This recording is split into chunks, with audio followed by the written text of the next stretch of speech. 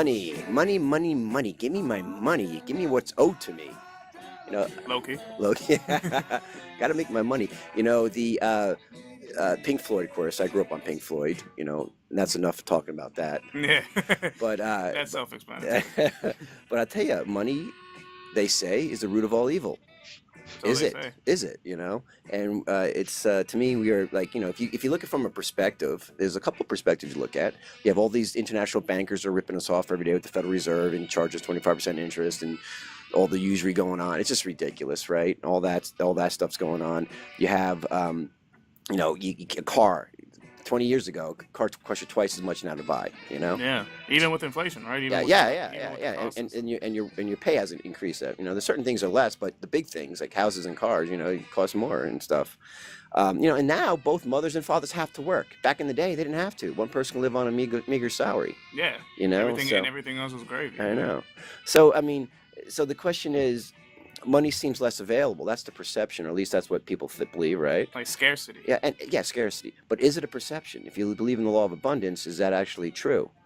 And you know, or is accumulation of what's going on in our reality and what's really true about money? And today we have a great guest. We have a six-figure academy coach actually. He can be walking us through the crisis of perception when it comes to money and what money can buy or what money can't buy, right? Or you know, who knows what's going on with money. But today it's going to be about money. So if you're wanting money, or if you don't have money, or if you have a lot of money, you want to give it away, either way, listen in, because we have places where you could spend your money and places where you could get money. Yeah, and if you want to donate money, you can donate to United Intentions. Absolutely. If actually what you do, you want to get on to unitedintentions.org and go to how can I help tab and look at our UI education program. We're transforming children's lives, showing them how their thoughts create their reality and how to shift their perception. It's an incredible program. Jennifer will talk about it later on. It's starting to roll out now. We have master teachers who are coming in place. We're different home schools, private schools. Eventually, we get more in public schools. So we're transforming our school system. Our kids at a young age realize that they are empowered to create whatever they truly desire, and how to do it in a step-by-step process. So it's a wonderful program. It's being picked up now. I mean, it's just a big hit. Yeah. People just feel that energy now. Yeah, people understand that this is actually necessary. It's not like it's like a fad or this is actually, if you implement this at a young age, you will raise successful adults. It's like people like us and our guests today, you know, they figured it out, you know, we figured it out, but you know, sometimes it takes you, a few decades to figure it out, or it takes you a few very, hard experiences. Yeah, if you even do. Some hard experiences, right? You can avoid those hard experiences, right. But we got to get our kids involved in this. So the last thing I want to mention before I introduce formally our guest, check out our homepage. We have a new homepage. You're going to love it. It's very interactive. You could get on, you could actually, before you even sign up for a free membership, you get on and you could create intentions. A lot of people write just their quick intention for the week. We ask for your intention for the week. We give you our intention for the week and just quickly write it out there. And it kind of keeps you a good focus, wakes you up in a positive attitude in the morning. If you do it in the morning or the evening or the afternoon or whenever, make multiple intentions and just start sharing with people and let people help intend for you. And that's the whole point of the community here of creating intentions, is people attending for you as you intend for yourself and others as well. And also you can check out our updates. We have it on our right-hand side and our highlighted shows that we love to put up there, some of the better shows that you would enjoy. So you click on that as well. So let's get to it, the good stuff. Money. Let's do it. Right. Well, I want to welcome to a first time on our show, Wei Hung. Wei Hung. He's that sounds really like a great name, doesn't it? No, Wei Hung. It sounds like a master name. Like, this is Master Wei Hung. Right, I know. I'll tell you what. And welcome, Wei. How you doing? Oh, I'm absolutely awesome. Thank you. We woke him up in California, believe it or not. We woke him up way too early. But he might have had his coffee. They're like 16 hours behind or something like that. Some ridiculous number. They're like over in Hawaii time zone or something. I don't know. No, I'm still in bed. This is how I sleep. I sleep in my sound booth, and this is just how it is. It sounds great, though. So let me tell you a little bit about Wei here. Welcome, Wei. And he's also, that he really is an incredible person, and we talked a little bit ahead of time, and I think you're going to find what he has to share, his stories, amazing today. So please, if you haven't picked up your Facebook Live or got on YouTube or on our radio shows and iHeartRadio, whatever. Get in there and let's start listening in because you're not going to want to miss this show. Success starts from within. Wei Hung personal mantra. It came as an aha moment while working with one of his mentors. The aha was that most of his failures were due to him looking outwards for success instead of within. God, it's not the aha moment, right? Yeah. It is about creating success in all areas of life to reach your financial goals. The Six Figure Academy is literally a physical manifestation of Wei's life experiences, which we're going to get into today. With a background in computer science and engineering and cohesive minor in business management from UCLA, Wei has infused and rapid problem-solving engineering approach in a holistic way to strategies at the Six Figure Academy. The holistic side comes from being a certified life coach, master practitioner, a trainer of NLP, neuro-linguistic programming. Boy, we're going to be talking about that because that's one of my favorite things to do. Nice. A master practitioner of hypnotherapy and master practitioner of mental and emotional release. Kind of reminds me about alchemical work, but we'll talk about that too. And if also you want to pick, he has a bunch of books out there. One of his latest books I think is coming up is Healing Your, what is it? Healing Your, I can't remember. Money anxiety. Your money anxiety, unlocking your six-figure potential. That's, it's amazing way that we have, and if again, before I even get into the ask you a question, if you want to reach him, and I'll mention it a couple of times throughout the show, but you go to the sixfigureacademy.com, there'll probably and it's the number 6figure academy.com. So if you want to, and there's a couple of ways we can reach him too, which I'll mention here a little bit. But yeah, money seems, I have to say, in this industry that we're in, the manifestation industry, money seems to be the number one desire of manifestation more than any other manifestation I've seen, and it seems to be the most elusive. I mean, can you add some little enlightenment to that? Absolutely. There's something that has happened, in my life growing up in the Asian culture. My background is Chinese. My parents are immigrants from Taiwan, where, especially in the Chinese culture, money was everything. I still remember distinctly my mom said to me one time when she realized that I was not going to go down the path they designed for me to follow.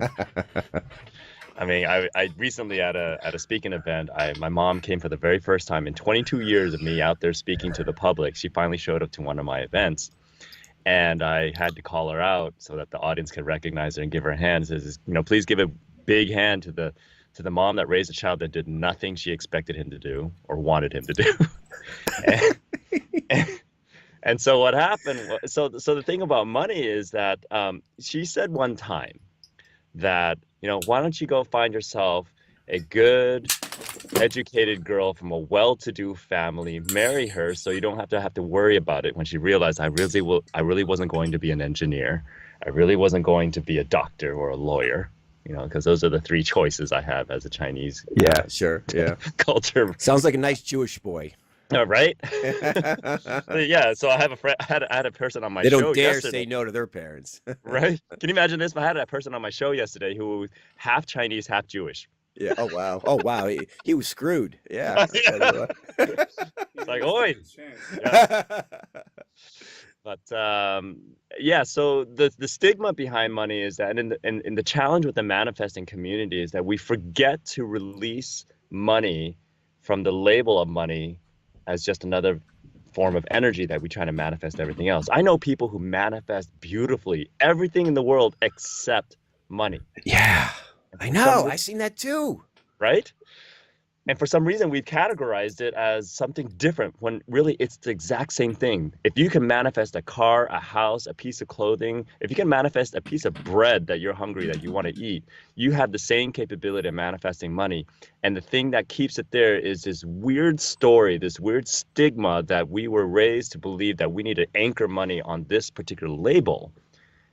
And that label really is what keeps it, separated from everything else that we're capable of doing.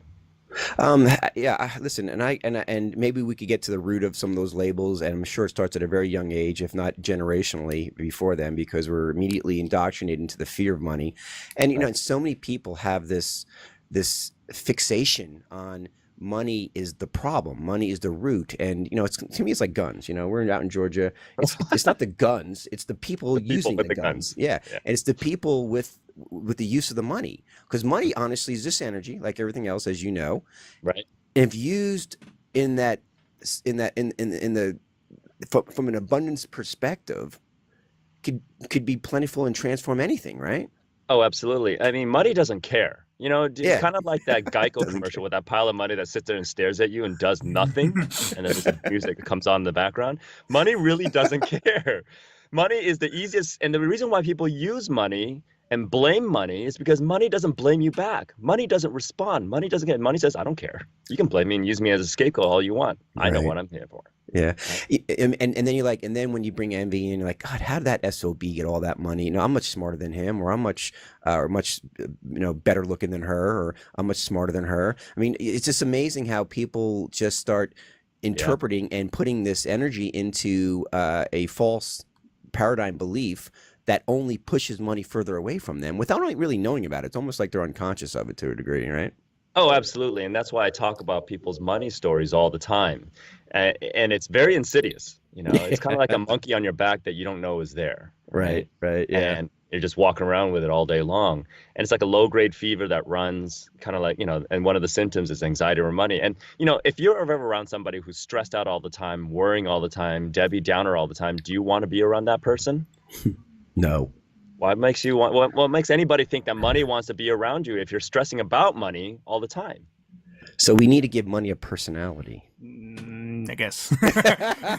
A personality that you would like. Oh yeah. That a personality that you'd like. Okay, that's something to think about. So I agree with you 100%. Now let me paint a little picture that on the collective level, because I know you believe in a collective consciousness.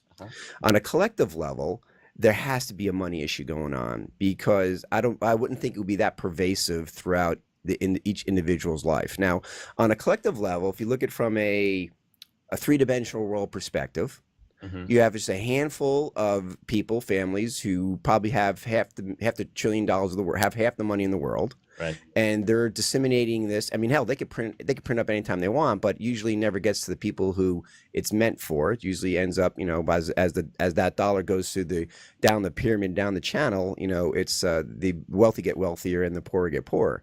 And that kind of collective evolution, or that collective mentality, that collective consciousness. How do you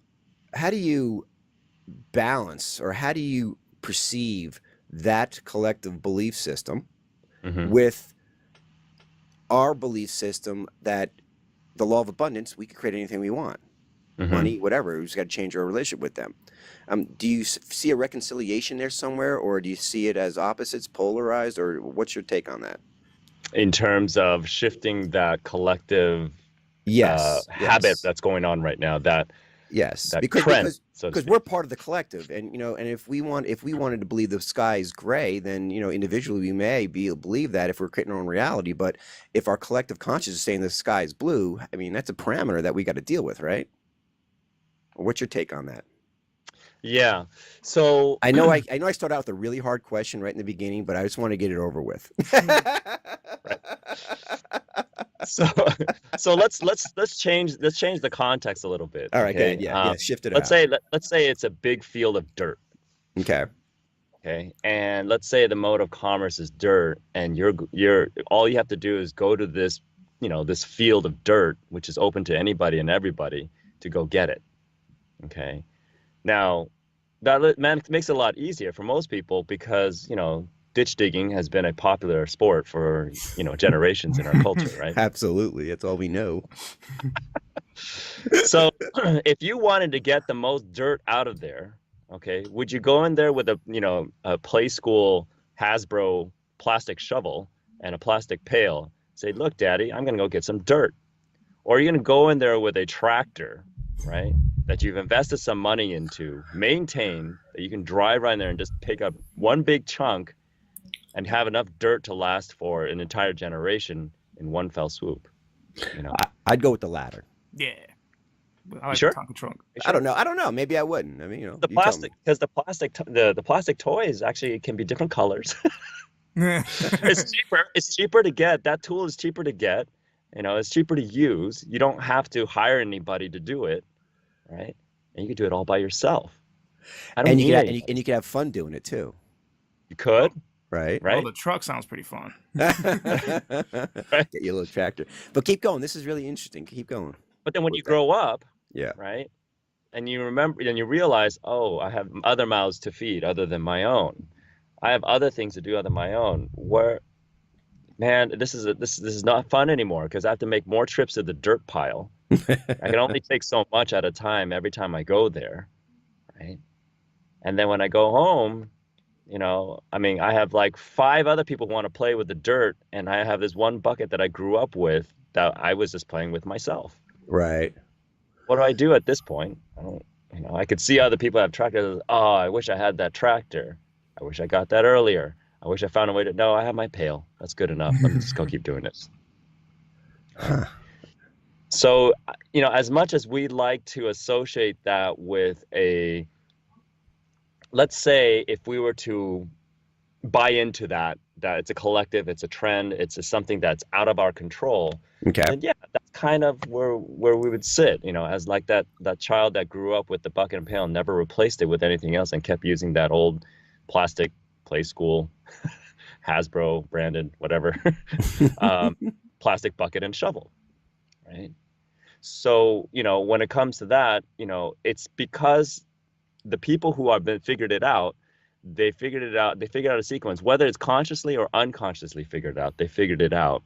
And there are people who progressively have stepped into that arena because they found a way to tap into that methodology. They found a tool to be able to tap into that stream, that abundant stream of money, dirt, whatever it is what it is that you're looking for. There is an abundance of it all there. It's just a question of whether or not you want to go into it.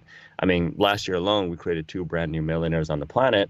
And it's amazing because to take someone who's never been there before, to tap into that flow just a little bit. I mean, it's not like they're doing hundreds of 300 or billions of dollars, Right. but just breaking that 7-figure barrier, and then having the lifestyle to match that dream. Just seeing that happen just proves to me that, yeah, great, this stuff works. But not only that, but seeing that work on a level where it actually truly transforms somebody's life, that money now becomes an ally. The whole sequence that they say, oh, okay, cool. There is a possibility. It is possible for someone who's never been there before to get there. So there is a way to buck the system.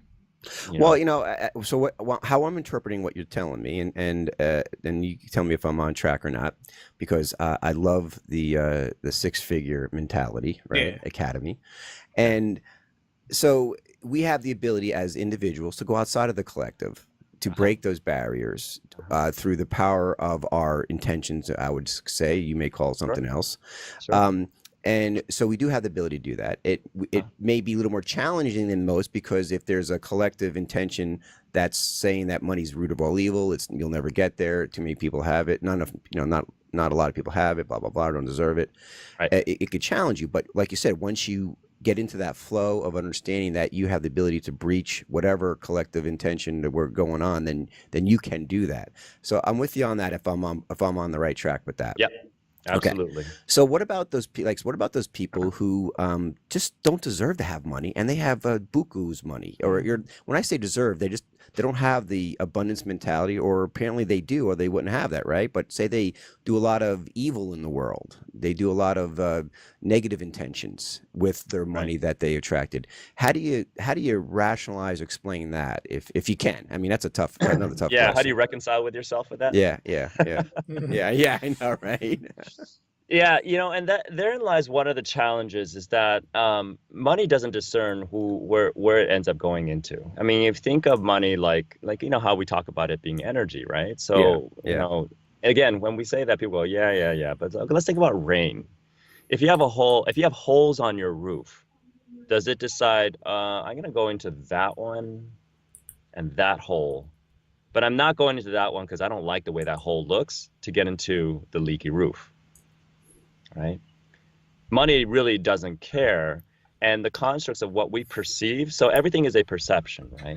Yes. And if we choose to look at somebody as, and we decide that what that person doing is evil, right? Okay. On what basis have we decided that? I'm not saying that what they're doing is right either. No, it's just kind of like if we can extract ourselves. I just had a discussion actually the other day with somebody. Say like about, GMOs or Monsanto, something like that. Mm-hmm. Maybe because maybe they believe it's good. Is that what you think? Yeah, on some level, because we don't know what the framework of their mindset is. Maybe they grew up believing that they have a different value system than we do.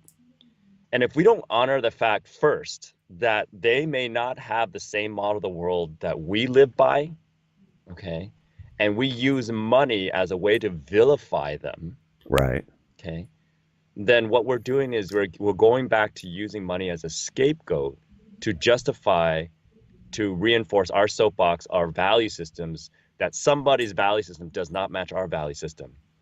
And because of that, they're evil. And because of that, we're associating that with money. It's just kind of like, it's a bad association. It's like saying apples and oranges. We may think it's that way, but I mean, it's kind of like that comedian that says, I'm funny because I'm depressed. Yeah. It doesn't make any sense. But so what you're saying is that we push money away when we embrace that perception of judging other people on their use of money, right? And what now? Because so like now it's an interesting point because as say for example whether the chemtrails are being dropped on us or the GMOs or the fluoride in the water, the people who are manifesting that and creating that, they have a really strong intention process. They can manifest things very quickly. And the universe doesn't judge whether it's good or bad. It just gives you what, like you said, it's the raindrops falling in whatever holes, right? Right. It doesn't judge that. So if they're very focused and intently focused on whatever their intention, whether it's malintended or positively intended, it doesn't matter. The universe will deliver that. And hence why there's a lot of people that we would consider our societal level evil, bad, malintended, are still manifesting and getting this, utilizing the universal laws to get what they want. Right. Kind of like what you were talking about with the guns and everything like that. Okay. It's not the gun, it's the user of the gun. Yeah. We like to blame the gun because it's an easy thing to blame because the gun's not going to like blame you back. It's like, no, it's not me. It's like you, it's just going to sit there and go, okay, whatever. Right. And money's kind of the same way. If someone with malintentions figured out the sequence on how to use money to further propagate their desires and their goals, it doesn't make money bad. It just kind of like Warren Buffett said, money simply magnifies more of who you are, but it's not the culprit. It's not the reason. But because money's so easy to blame, people love doing that instead of justifying like, okay, great. Then why don't I, the good person in this planet, figure out a way to actually play the money game so that I can use money as a greater ally and really go to battle those people that I want to battle with the same tools and the same weapons that they have. In other words, let's use money. I'm not a big on violence and conflict and everything. But let's say someone was in that space, right? Then I need to fight these people. Picketing is great. Why don't you just go out and make a ton of money and then really battle it on the right battlefield with the people who have it? And have fun at the same time. Yeah, exactly. Yeah. Well, interesting because what you're saying is really it's stepping back and looking at our own perceptions and judgments of not only money that we have or don't have, but how we perceive others with money too. And I think that's really a key piece of, like you said, attracting that level of abundance. You have to look at so many other areas of your life. Money is just one of the results. It's not the end game, right? It's more it's an energy. It's just a tool. It's just an optional tool that you can use to make things work better, faster, or to get your results faster. I mean, I just spoke at a festival to get a bunch of these holistic people to start making more money. And it's interesting. One girl interrupted me in the middle. She goes, I don't want to make money. And then another guy said, amen. I was like, okay. So you don't, says, yeah, I don't want to make money in this. Okay, that's fine.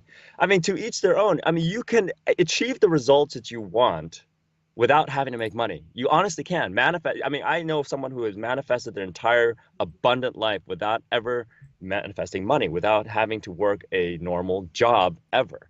And that's totally fine. Me, I'm an impatient entrepreneur. I'm kind of like, I like to do things fast.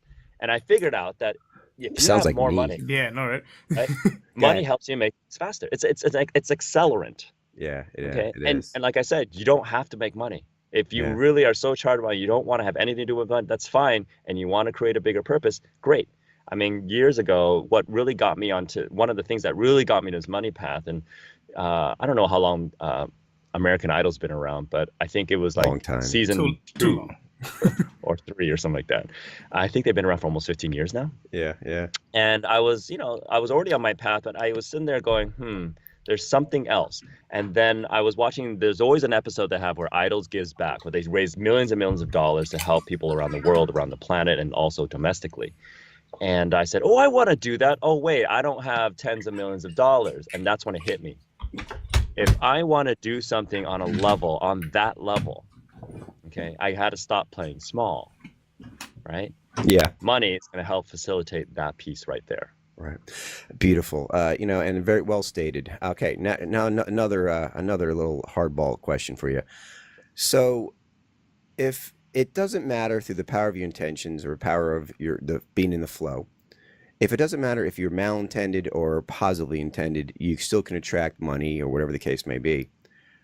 What role does being connected to source or disconnected to source, God, Goddess, all there is, whatever you want to call it, Mm-hmm. Does love trump fear? Is it the same level? Is there a reason why we would want to connect to source to help us with this manifestation? Does it manifest quicker, or does that have no difference? What's your take on source and the role of manifestation of money? Great question. I love this show. I mean, it's like awesome. It's very rare that I get to spend this much time talking the language that I love to speak. If I had a choice to speak in a particular language, this would be it every single day in, day out. It's awesome. I'm with you on that. So I totally appreciate this. Yeah, when we're talking about source, universe, God, whatever it is that you, whatever helps you connect to the higher self, so to speak. Love, let's talk about love real quick. Love, is the top emotion. That's the source emotion, and I talk about cord cutting all the time with my clients and my students and everything. And there's one cord you can never cut because you're not God, or you're not this, higher godly source. And that's the love cord. Now, when it comes to source, and what's the purpose of connecting source if it's not the source of money per se? Everybody has a unique sequence of how they bring abundance, prosperity, wealth, riches into their life. What's challenging to me is that these gurus out there, and nothing wrong with them, because they're doing the best they can, because they're really just sharing what they know works for them more often than not necessarily for what works for everybody or a majority of people. It might work for maybe 20, 30, 40, 50% of other people, but most of these people out there, and bless their hearts, are going out there trying to share their gifts, sharing their journey that they went through, are showing them only one sequence of how they can bring prosperity into their life. Well, we forget that everybody has a unique frequency. And there's in my book that I'm working on, The New Age Monk, I talk about walking your frequency. We have to find that unique frequency that allows you to utilize source to give you the knowledge, give you the guidance, give you the sequence, give you the energy that will help you design the most unique formula of bringing prosperity, money, abundance, love into your life, because everybody's different. If you look at a good assessment out there that, even though it's more mind-based instead of energy-based or any of that, everybody comes up slightly different. There's no two, even twins. I have clients that had twins, and I was working with them, and they were struggling because one twin was doing really, really well, and the other twin was not doing so well. And I said, because you're trying to teach both of them the same way. One of them is a visual learner, the other one's a kinesthetic learner, and guess what? Totally different. They couldn't get it, and they're like, so we have to change the way we teach him? It's like, yeah, absolutely. Took a while, and when they figured it out, they said, oh my God, this whole time we thought just because they're twins, we thought we would have an easier time. No, they're still two different people. Right. And so I think the best way to utilize that connectivity, to connecting to the higher self, connecting to source, is realizing that higher self does not actually determine what's wrong or right. Source does not care what's wrong or right. There's just consequences. There's just a sequence of events that follow from the decisions that you make. And if you if you subscribe to that and you listen to that, that's when you kind of start to get guidance. Because yes, there's stuff that's been here a lot longer than we have, you know, and we have the ability to either reinvent the wheel or start from standing on the shoulder of giants and just listen. And we simply listen. So brilliant. You are a brilliant, brilliant man. So when you're manifesting, or people out there, players, are manifesting, say, negative realities, or whatever the case may be, or you know, they're disconnected from source and they're not compassionate towards whatever decisions that they make in choices. The difference you're saying could be when you're attached to source, or you're connected to source, is that you're living a happier, fulfilling life where you're. And I guess karma would have to have some type of play in this. How do you define karma for you? Yeah. So karma, good or bad? I mean, how what I usually live by is whatever I do will come back to me tenfold, good or bad. Yeah. You know? Yeah. Absolutely. Yeah. And it's almost like a mirror reflection. It's like a feedback mechanism. Okay. People like to say bad karma, good karma. In fact, one of our family restaurants called Bachi Burger is a Japanese translation of a bachi, which is like, you know, colloquially is used like bad karma, but we just call it karma, right? It's interesting because, you know, if we look at karma as just a feedback mechanism, okay. And now I know a lot of our community likes to talk about, you know, bad intentions, negative karma, negative responses. You know, we'd like to polarize and say this is right, this is wrong, and then this goes back to who's the governing factor that's saying this is really bad? Yeah. Who was the governing factor that said this is really good? Right. Right. So the best way to reconcile with our own selves with that is that when we find ourselves trying to or looking to polarize what we perceive in our world, okay, then that's when we need to kind of check in with ourselves as how do I know to call this or to evaluate this as bad? How do I know to evaluate this as a negative thing? Because when I choose that, then I don't feel positive because I have to feel negative first in order to evaluate this as negative. So the best way to reconcile with that is to check in and actually look into yourself and say, oh, wait a minute, that's my model of the world. Yeah. That's my perception. Right. That's why I would say it's a sad, sad day when anybody passes away, because what passes away, what leaves this physical planet is in fact an entire world.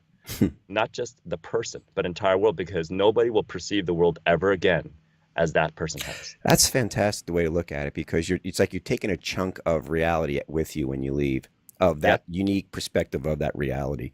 We're going to take a quick break, and when we get back, let's get into how what we can do to help transform this relationship with money and start living a six-figure life. All right. I love it. All right, we'll be right back with Wei Hung, author of you also wrote a book, New Age Monk, right? That's on its way. On its way. That's I can't wait for that one. Hurry up, would you? We'll be right back with Wei. All right, we are back with Wei Hung, and we're discussing money, the love of money, and how much we love it so much that we push it away from ourselves. Yeah, isn't that the worst? Yeah, it is. It is the worst. But you know what? The nice part about it, it's like I was saying in that little outline you haven't seen yet. It's the perception of money. So the good news is all we can do is shift our perception. Yeah. Bam! There it is. All right. So we're going to learn now how we can shift our perception way. So where do you start with somebody who's just been has that perception of money that they're not deserving of it, which is probably the bottom line, right? Right. So the belief systems that run in our mind, the limiting beliefs. Okay. One of the first things is, I know a lot of people like to work with the law of attraction, affirmations, and all those things. And a lot of times they go to that first, which, I have nothing against the law of attraction. I have nothing against affirmations like I am abundant, I am wealthy, I am doing those. You've heard that before. People saying, okay, these are the things that you go through. The problem is that if we've spent a lifetime reinforcing the limiting belief that money is the root of all evil, which is a concatenation of actually the full phrase, which is the love of money is the root of all evil. Not just money is the root of all evil. Money's like, hey, I didn't do anything. Why are you calling me the evil one? And limiting beliefs that I'm not good enough. I wasn't raised in the right environment. I'm not smart enough. I'd have whatever reason it is. Those are the same reasons that literally keep money away from you. And so one of the first things I like to talk about is just having the awareness of what the heck is running up there. That's why I have all my students and clients always be journaling about the thoughts that pass in their mind, and we never take any thought for granted, right? And once we embrace that piece and resolve the limiting, embrace, in other words, the go-to thing is like, I shouldn't think that way. Yeah. Right? Yeah. God, you're judging the judgment. You're judging the judgment, when in fact we forget that since our childhood, that perception, that belief has kept us safe on some level. Right? My one of my clients, where she learned about money doesn't grow on trees and reinforced it. She was at home. She saw something on TV, and she knew the family couldn't afford it, but she really liked it. And she saw it, and she turned to her dad, who was sitting on a couch, and said, "Dad, I would love to have that. I want that." And her father looked at her and proceeded to get upset and said, "What do you think? Money just grows on trees and we just go out and just get these type of things?" And she goes, "Oh," and she practically got in trouble for simply expressing a desire. Something she saw. And in that moment, as a child, she says, "Money doesn't grow on trees. If I hold that concept, then I will stay in my father's good graces and be loved by him still." That was a message. That was a message in that moment, right? Yeah. And probably reinforced many times through growing up. Oh yeah, because she was still at home, and her father had that belief system running. But what we found out later in doing the work, going through what we do at the Six Figure Academy, we found out that Dad in that moment, it wasn't that he didn't love his daughter. He knew he was not able, and he would love to give his daughter everything. But in that moment, he couldn't simply just say, okay, as much as he would have wanted to. But because he couldn't, he didn't know, and because he didn't have the skill set or the tools to talk about money, to abundantly and positively educate his child about money, he didn't know what else to do. And what do most people do when they're frustrated, they're stuck, and they feel vulnerable? Most men, what do they default to? They default to getting angry. Yeah, anger. Right? And so whatever comes out with that energy, doesn't matter what you say, it gets that gets conveyed out to children who have yet to have a full command of language, but they know emotions. They know energy, because that's what we're born with, picking up right from the get-go. Right. That's brilliant. And it's so true. And how we just incorporate that and reinforce that at such a young age. And that's why getting to children at a young age to realize not to find their own power within is so critical at this point. But NLP, Neuro-Linguistic Program, that's a big part of what you help people through as you're shifting their perception of money. Yeah, it's about 25 to 50% of the areas that I work on. Okay. It's a facilitator. It's more like a lubricant in helping me communicate on a deeper level when I communicate with my clients. It's funny thing about NLP, people think it's like more people think of it as a modality as opposed to more of how I perceive it as kind of a philosophy. It's a way of living, a way of thinking. Yeah, it's a way of thinking, way of living, way of communicating, which is kind of like the most important thing. I mean, the crux behind NLP is that it's modeling successful strategies that have been proven to work, and NLP is a process to codify that successful strategy. That's all it is. And so if people communicate well a certain way, what NLP has done is codified the way you actually communicate, the word choice, the language patterns, the way you actually structure your approach to conveying a message. That's really what NLP, it's a philosophy. It's a philosophy of successful strategies. It's not a technique per se, like a lot of people do. And sure, there are a lot of techniques out there that have been developed by modeling other strategies, but it's kind of like I just saw the show on Netflix called The Get Down, where they were having trouble trying to record albums for these guys that do the Grandmaster Flash, the beatboxing and everything like that, where they're sampling other people's music. Right? So Jesse does that? Okay, cool. He's a b-boy. He actually gets on the floor and just spins around. I wish, but I do love hip hop. So yeah, okay. He puts the music together for the guys to do that. Yeah. Oh, okay. So he's not doing a head spin right now. No, yeah. Turn the camera around because I love that. That's what I do before every show. I just do the head spin on the console. That's why the energy is so good in here. I love it. Yeah. But go ahead. I didn't mean to stop you. Yeah. So what happens is in that show they're talking about how they can't record that, right? They can't record because it's using and sampling other people's stuff. Yeah. NLP is kind of the same way. It's cool because it's taking the best of the best, right? Yeah. They're talking about, it's called the get down because the term back then was they would extract and only use the get down parts of the music. The part where it's like get down to it. Yeah. Yeah. That's the best part. Yeah. The get down part. Yeah. Right. So that the B-boys can dance forever and ever and ever and ever and ever and ever without having to get to what they call the whack part, which is the singing part, basically. The singing part, that's whack, So, and really NLP is about that. It's eliminating the whack parts, the idiosyncratic parts of strategies that really don't work as effectively. And so what I've utilized NLP for is to codify the process of bringing as much abundance and wealth as universally as possible into people's lives and eliminating the idiosyncratic, the whack parts that don't necessarily work all the time so that we can get better success faster, And so that's really, I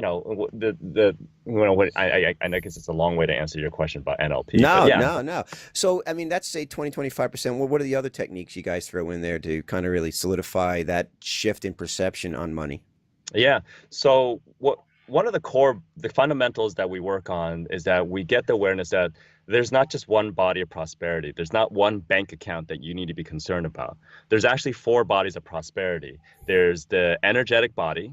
There's the mental body, which is what most people are strongest at because that's what we're raised in.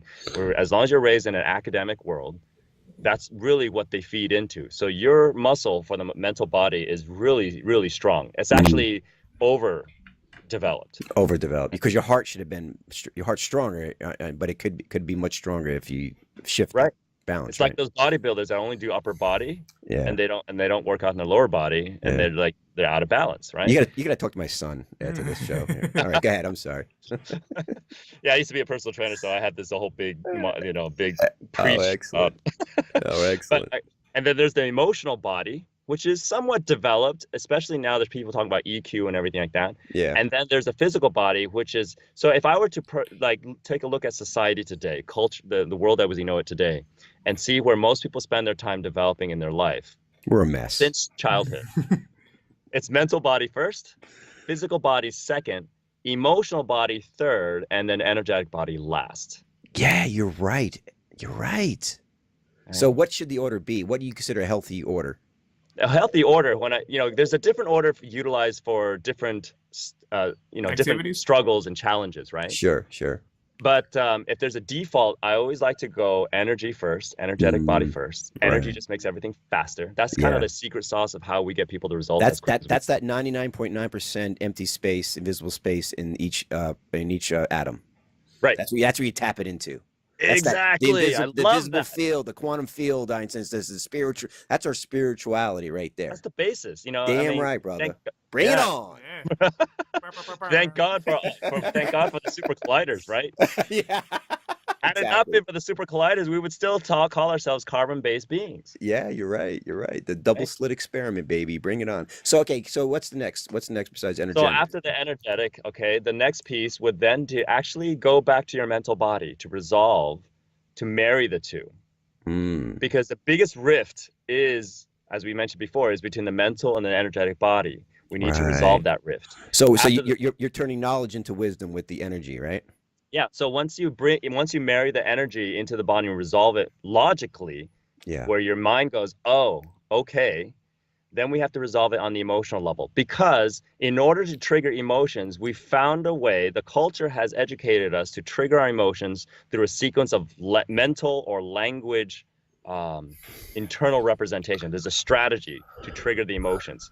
Whereas when we were first born, mental was not there, right? A child does not know how to label happiness, sadness, pain, hurt, whatever, yet it is still capable of expressing it. So that means the emotional body was far more developed when we first came out into this world than the mental body or even the physical body, right?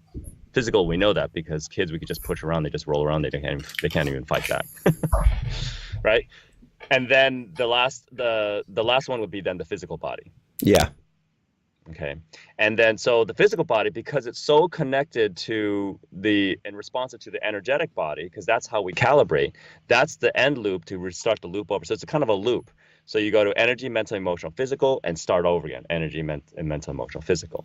And so basically, because we're such an identified society for outside gratification and meaning and self-esteem, we put the physical body focus first. So to help shift that perception, we'd have to really realize, one, that we're made up of, we're all energy. We're Neo when he stopped the bullets and realized everything's green and in a matrix format and flowing energy. That's our true nature, right? Right. So you'd have to basically, to shift that, you have to, to me, it's almost, you have to connect to source or connect to logic, connect to science, which every true quantum physics scientist out there says they find God in science. I mean, it's there. Yeah. So it seems like, how do you shift that? You've been conditioned, programmed, and every day now we're still conditioned and programmed via the media, business, entertainment, late night shows, to put physical first, and not so much, and I guess a little bit shifting the energy. But how do you change that? I mean, what's your knockout punch, if there is one? Well, it's what's cool about what we've developed here is that whether or not you believe it works, if you just go through it, it still works. Well, I love those type of programs. Yeah, right. I mean, and it's, and there's still things we're constantly optimizing and everything like that. But the thing is, the physical body is probably one of the first litmus tapes as to whether or not the energetic body is being handled or addressed. So what happens is, this is like, for example, people say, well, I don't know about this whole energy thing. It's like, well, what language do you use to describe when you're 4 o'clock in the afternoon and you're reaching for that next pot of coffee because you need more what? Energy. Yeah, energy, yeah. Why do you even need to do that late in the day? You've had plenty of time during the day to wake up. And no matter how much coffee you're drinking at that point, you're still not getting what? Energized? Yeah, right? yeah. Red Bull energy has wings, whatever it is, right? We use that word, and yet we don't have we've never taken the time to fully grasp what it means. Right. Well, and it's so true, because we are energy. And so if our only thing is holding back our energy flow is our limiting beliefs, our perceptions of what energy is, or how we could tap into it. And would you say tapping into that energy flow is one of the best effective ways, is being still? Yeah, that's one way to kind of observe what the heck's going on. I think, so if we're gonna go there. Yeah, let's go there. Let's go there. Hey, before we go there, hold that thought. Let's do one more quick break, and then let's go there. And then I want to talk a little bit, if we have any time left, about you. Who the hell is Wei? What? Let's get him going, man. I want to talk about you and you. We'll be right back with Wei, author of Healing Your Money Anxiety, Unlocking Your Six-Figure Potential. We'll be right back. Bam, and we're back with Wei Hung, and we're talking about manifesting money, and brilliant stuff. I'll tell you, you got it on. And if you guys want to get in touch, and I strongly recommend it, if you're having money issues right now, it's not you got to work harder. It's not you're at the wrong job. It's not that you're married to the wrong person.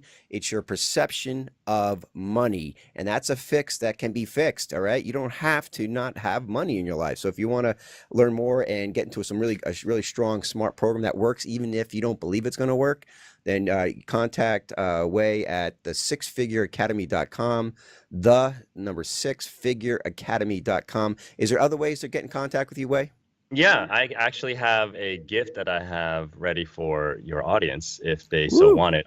Right, I have a digital version of one of my guides called From Money Anxiety to Six-Figure Mastery. And it's, if you go to go.thesixfigureacademy.com, G-O, you can access that digital download and get it directly there. And it's free. And it comes, and after that, if you put your name and email in, it also has a 5-part e-series, which actually walks you through deeper levels of how to actually make that happen. So so they can definitely do that there as well.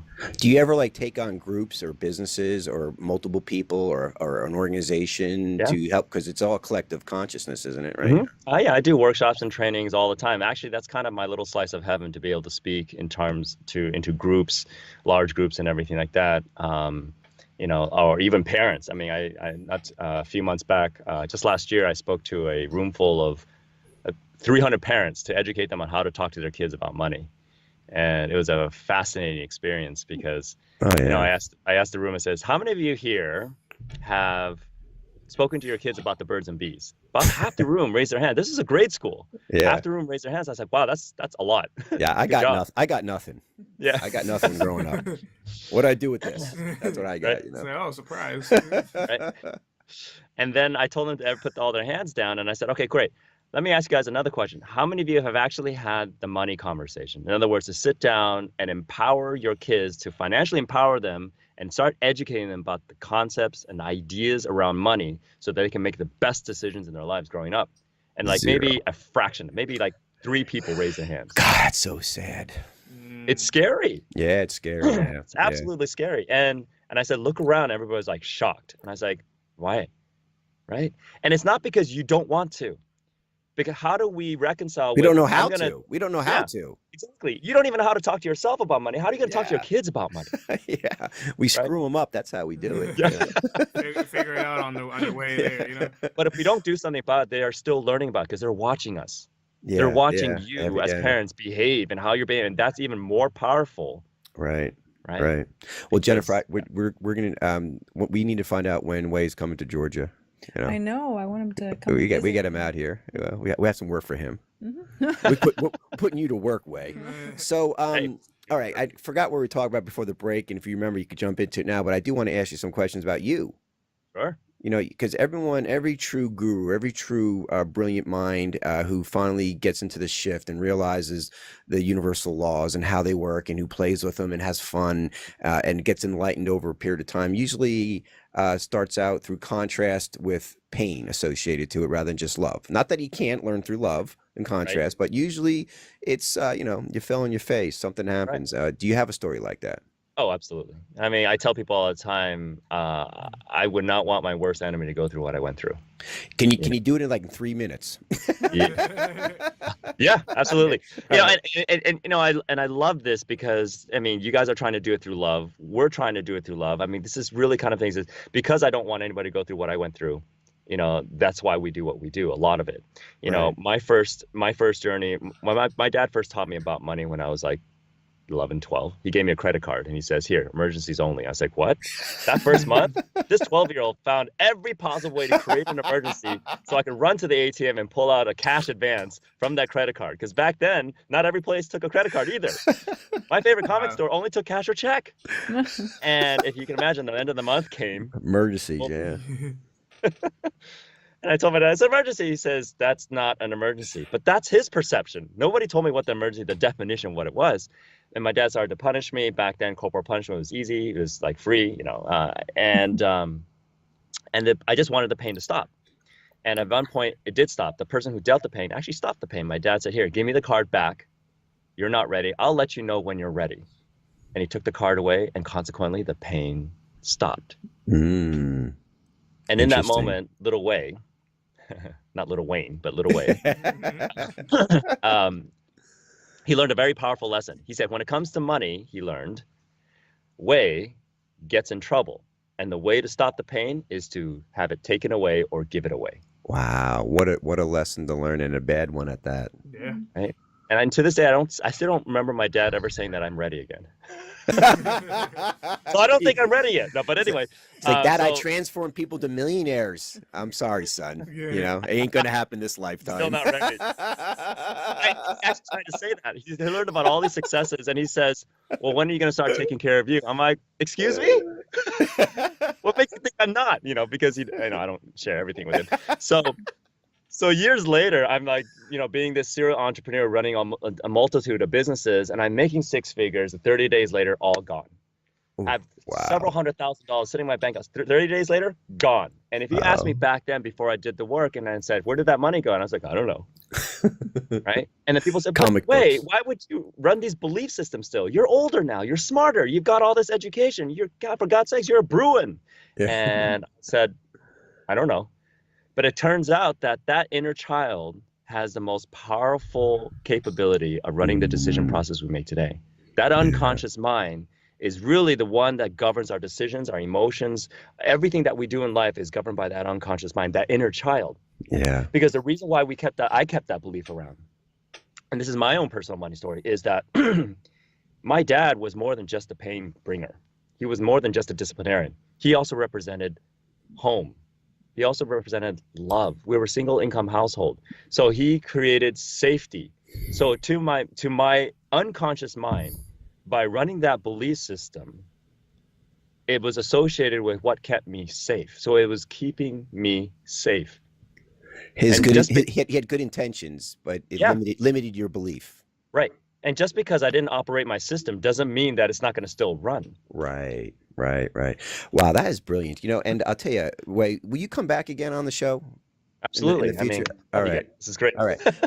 We're running out of time, but wow, what a great story. Again, if you guys want to reach Wei Hung, you just go to the sixfigureacademy.com, that with the number 6, sixfigureacademy.com. Check out his book. Jennifer, make sure you put his book on our Amazon on our recommended site today. Healing your money anxiety, unlocking that's not that out till June. That's not the June. Okay. Yeah, but they can get the guide. There's another book called Breakthrough Leadership that's on Amazon. Breakthrough Leadership. Yeah. Okay, put that one up. I will have that up today. All right. Well, Wei, listen, this is just fantastic. You are the coolest cat out there we've seen in a while. So, and plus, Jennifer, we got to get this guy to Georgia one way or another. All right. I know. Show him what the Bible. Show him the Bible belt's about. We're waking up the Bible belt out here. Wei, listen, thank you again. I really appreciate you coming on, and we'll talk soon. So much to share. You got it going on, and guys, check it out. If you have money issues, contact this gentleman. It's very important to start shifting your perception now, because we need successful people out there with money to shift this world into the future that we want to create. All right. Amen. Thank you, guys. Take care. Right. We'll talk to you all soon. Bye, Facebook. Bye, YouTube. Bye, everybody. We'll see you soon.